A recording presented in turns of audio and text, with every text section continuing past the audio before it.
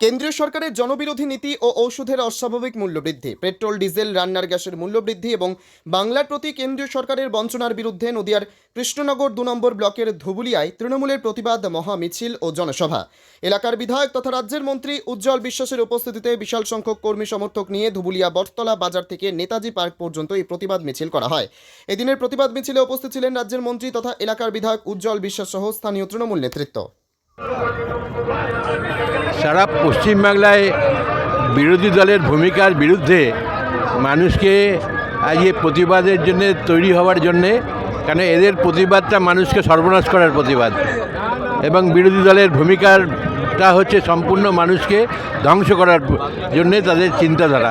তো তার বিরুদ্ধে মানুষকে প্রতিবাদের ভাষা ভালো করে শিখিয়ে দেওয়ার জন্যে আমরা রাজনৈতিক দল হিসাবে আমাদের পশ্চিমবাংলায় মাননীয় মুখ্যমন্ত্রীর নেতৃত্বে এই সরকার যে উন্নয়নের ডালি সাজিয়ে দিয়েছে পশ্চিমবাংলায়, তার বিষয় নিয়েই মানুষের কাছে আমরা বলতে চাইছি যে মানুষ সবাই এক হন এবং এই বাংলাকে ধ্বংস করার জন্য যাদের চেষ্টা করছে তাদের বিরুদ্ধে সচেষ্ট হন। এটাই হচ্ছে বাস্তব বার্তা।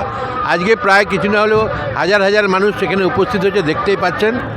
আজকে সবাই মিলে এটা পায়ে হেঁটে আজকে আমার এই বিধানসভার কৃষ্ণনগর 2 নম্বর ব্লক তারা পদব্রজে তারা মিছিল করে হেঁটে মানুষকে বোঝাবেন এবং আগামী দিনে আমরা যাতে একসাথে লড়তে পারি তার জন্য তাদেরকে নিয়ে একসঙ্গে মানুষের কাছে বার্তাটা পর্যন্ত দিয়ে দেবেন। এটাই হচ্ছে বার্তা। গতকালকেই রাজ্যের একজন ভালো দাপুটে নেতা দিলীপ ঘোষ তিনি বিয়ে করেছেন এই ইতিমধ্যে।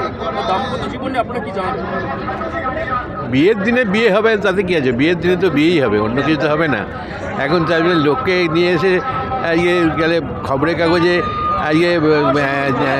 কোনো অন্যায় কাজ করেননি, এটা ভাগ্যি ভালো। এরা তো অন্যায় কাজই করেন, তো এটা মানে সুস্থভাবে কাজ করেছেন, এটা খুশি লাগছে।